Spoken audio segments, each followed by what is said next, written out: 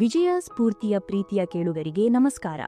ಇಂದಿನ ಈ ಸುಂದರವಾದ ಕ್ಷಣದಲ್ಲಿ ನಿಮ್ಮೆಲ್ಲರ ಜೊತೆ ಒಂದು ಅದ್ಭುತವಾದ, ನಿಮ್ಮ ಜೀವನದ ದೃಷ್ಟಿಕೋನವನ್ನೇ ಬದಲಾಯಿಸಬಲ್ಲ ಒಂದು ಕಥೆಯನ್ನು ಹಂಚಿಕೊಳ್ಳಲು ನಾನು ಬಂದಿದ್ದೇನೆ.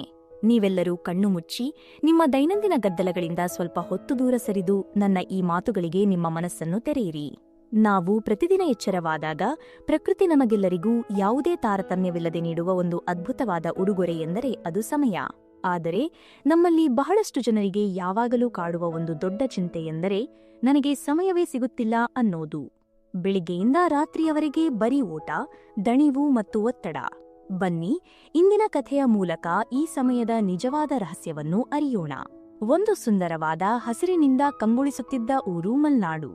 ಅಲ್ಲಿನ ಬೆಳಗಿನ ಜಾವದ ಮಂಜು, ಹಕ್ಕಿಗಳ ಚಿಲಿಪಿಲಿ ಕಲರವ ಮತ್ತು ತಂಪಾದ ಗಾಳಿ ಎಂಥವರ ಮನಸ್ಸನ್ನಾದರೂ ಶಾಂತಗೊಳಿಸುತ್ತಿತ್ತು.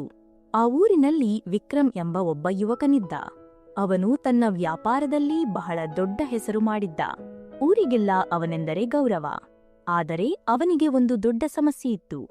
ಅವನಿಗೆ ತನ್ನ ಬಗ್ಗೆ, ತನ್ನ ಆರೋಗ್ಯದ ಬಗ್ಗೆ ಅಥವಾ ತನ್ನ ಪ್ರೀತಿಯ ಕುಟುಂಬದ ಬಗ್ಗೆ ಗಮನ ಹರಿಸಲು ಸ್ವಲ್ಪವೂ ಸಮಯವಿರಲಿಲ್ಲ.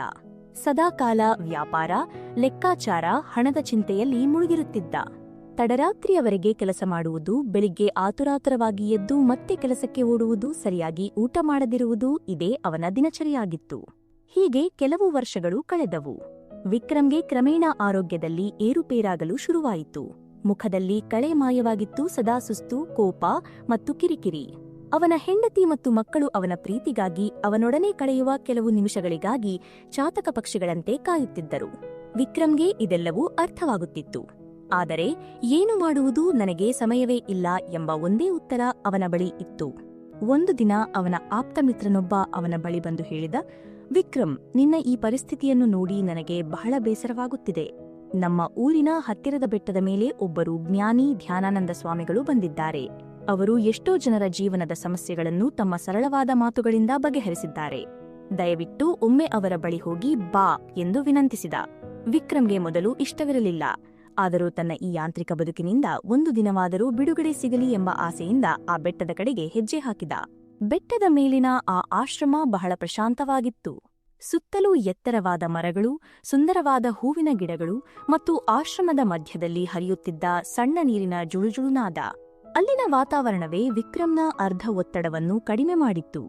ಧ್ಯಾನಾನಂದ ಸ್ವಾಮಿಗಳು ಒಂದು ದೊಡ್ಡ ಆಲದ ಮರದ ಕೆಳಗೆ ಕುಳಿತಿದ್ದರು.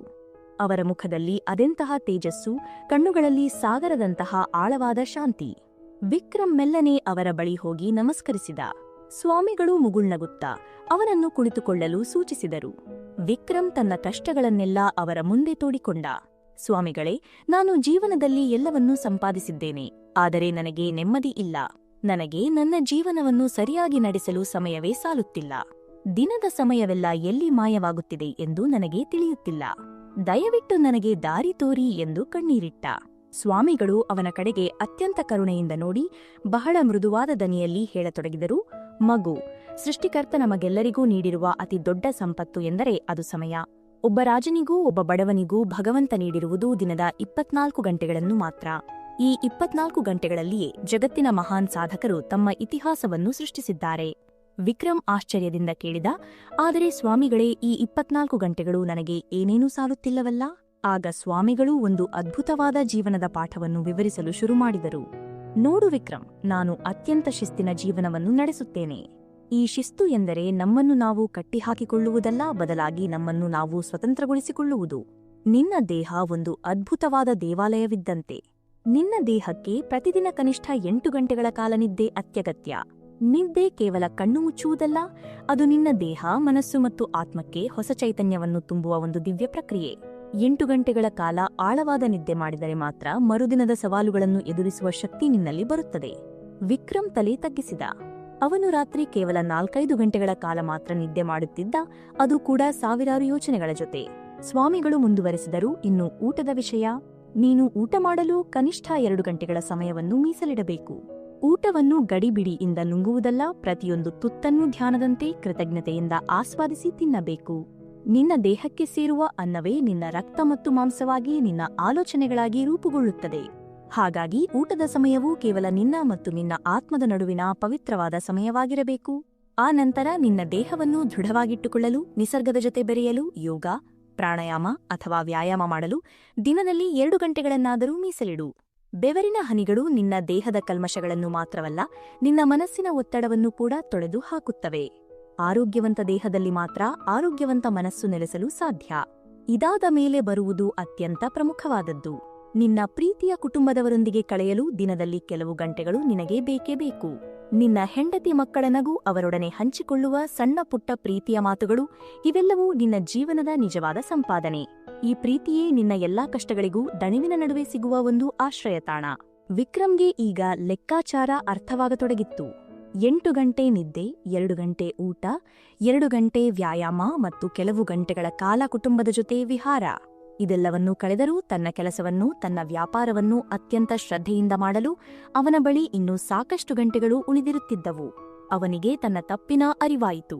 ಸಮಯದ ಕೊರತೆ ಇರಲಿಲ್ಲ, ಬದಲಾಗಿ ತನ್ನೊಳಗೆ ಶಿಸ್ತಿನ ಕೊರತೆ ಇತ್ತು ಎಂಬ ಸತ್ಯ ಅವನ ಮನಸ್ಸಿಗೆ ನಾಟಿತು. ಅವನು ಸ್ವಾಮಿಗಳ ಪಾದಗಳಿಗೆರಗಿ ಅಂದೇ ತನ್ನ ಜೀವನ ಶೈಲಿಯನ್ನು ಬದಲಾಯಿಸುವ ಶಪಥ ಮಾಡಿದ. ಅಲ್ಲಿಂದ ಹಿಂದಿರುಗಿದ ವಿಕ್ರಮ್ ದಿನೇ ದಿನೇ ಬದಲಾಗತೊಡಗಿದ. ಅವನು ಪ್ರತಿದಿನ ಸರಿಯಾಗಿ ನಿದ್ದೆ ಮಾಡಲು ಶುರು ಮಾಡಿದ, ವ್ಯಾಯಾಮದ ಮೂಲಕ ತನ್ನ ಕಳೆದು ಹೋಗಿದ್ದ ಆರೋಗ್ಯವನ್ನು ಮರಳಿ ಪಡೆದ. ಊಟದ ಸಮಯದಲ್ಲಿ ಮೊಬೈಲ್, ಲೆಕ್ಕದ ಪುಸ್ತಕಗಳನ್ನು ಬದಿಗಿಟ್ಟು ಊಟವನ್ನು ಪ್ರೀತಿಸಿ ತಿನ್ನಲು ಆರಂಭಿಸಿದ. ಸಂಜೆಯಾಗುತ್ತಲೇ ತನ್ನ ಮಕ್ಕಳೊಂದಿಗೆ ಆಟವಾಡುವುದು, ಹೆಂಡತಿಯೊಂದಿಗೆ ಕುಳಿತು ನಗುತ್ತಾ ಮಾತನಾಡುವುದನ್ನು ರೂಢಿಸಿಕೊಂಡ. ಆಶ್ಚರ್ಯವೆಂದರೆ ಇಷ್ಟೆಲ್ಲ ಮಾಡಿದ ಮೇಲೂ ಅವನ ವ್ಯಾಪಾರದಲ್ಲಿ ಯಾವುದೇ ನಷ್ಟವಾಗಲಿಲ್ಲ. ಬದಲಾಗಿ ಅವನ ಪ್ರಶಾಂತ ಮನಸ್ಸಿನಿಂದಾಗಿ ಅವನ ಕೆಲಸದ ಗುಣಮಟ್ಟ ಮತ್ತಷ್ಟು ಹೆಚ್ಚಾಯಿತು. ಅವನ ಜೀವನವೇ ಒಂದು ಹಬ್ಬದಂತಾಯಿತು. ನನ್ನ ಪ್ರೀತಿಯ ಕೇಳುಗರೆ, ವಿಕ್ರಮ್ನ ಕಥೆ ಕೇವಲ ಅವನದ್ದಲ್ಲ, ಇದು ನಮ್ಮೆಲ್ಲರ ಕಥೆ. ನಾವು ಯಶಸ್ಸಿನ ಬೆನ್ನೇರಿ ಓಡುತ್ತಿರುವಾಗ ಬದುಕುವುದನ್ನೇ ಮರೆತು ಬಿಡುತ್ತೇವೆ. ಜೀವನದಲ್ಲಿ ಹಣ, ಅಂತಸ್ತು ಬಹಳ ಮುಖ್ಯ, ಹೌದು. ಆದರೆ ಅದಕ್ಕಿಂತ ಮುಖ್ಯವಾದದ್ದು ನಮ್ಮ ಆರೋಗ್ಯ, ನಮ್ಮ ನೆಮ್ಮದಿ ಮತ್ತು ನಮ್ಮನ್ನು ಪ್ರೀತಿಸುವ ನಮ್ಮ ಕುಟುಂಬ. ಸಮಯ ಯಾರಿಗಾಗಿಯೂ ಕಾಯುವುದಿಲ್ಲ. ಕಳೆದು ಹೋದ ಸಂಪತ್ತನ್ನು ಮರಳಿ ಗಳಿಸಬಹುದು, ಆದರೆ ಕಳೆದು ಹೋದ ಸಮಯವನ್ನು ಮರಳಿ ತರಲು ಸಾಧ್ಯವಿಲ್ಲ.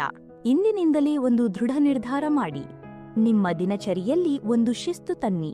ನಿಮ್ಮ ದೇಹವನ್ನು, ಮನಸ್ಸನ್ನು ಪ್ರೀತಿಸಿ. ನಿದ್ದೆ, ಊಟ, ವ್ಯಾಯಾಮ ಮತ್ತು ಕುಟುಂಬಕ್ಕೆ ಸರಿಯಾದ ಸಮಯವನ್ನು ಕೊಟ್ಟು ನೋಡಿ. ಆಗ ನೀವೇ ಹೇಳುತ್ತೀರಿ, ನನ್ನ ಬಳಿ ನನ್ನ ಜೀವನವನ್ನು ಅದ್ಭುತವಾಗಿ ನಡೆಸಲು ಬೇಕಾದಷ್ಟು ಸಮಯವಿದೆ ಎಂದು. ನಿಮ್ಮ ಜೀವನ ಸುಂದರವಾಗಲಿ, ನಿಮ್ಮ ಪ್ರತಿಯೊಂದು ಹೆಜ್ಜೆಯಲ್ಲೂ ವಿಜಯದ ಸ್ಫೂರ್ತಿ ತುಂಬಿರಲಿ. ಈ ಕಥೆ ನಿಮ್ಮ ಮನಸ್ಸಿಗೆ ನಾಟಿದ್ದರೆ ನಿಮ್ಮ ಬದುಕಿನಲ್ಲಿ ಒಂದು ಸಣ್ಣ ಬದಲಾವಣೆಯನ್ನು ತರಲು ಪ್ರಯತ್ನಿಸಿ. ನಾಳೆ ಮತ್ತೊಂದು ಹೊಸ ಸ್ಫೂರ್ತಿದಾಯಕ ಕಥೆಯೊಂದಿಗೆ ನಿಮ್ಮನ್ನು ಭೇಟಿಯಾಗುತ್ತೇನೆ.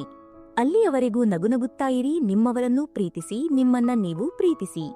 ಶುಭವಾಗಲಿ. ಧನ್ಯವಾದಗಳು.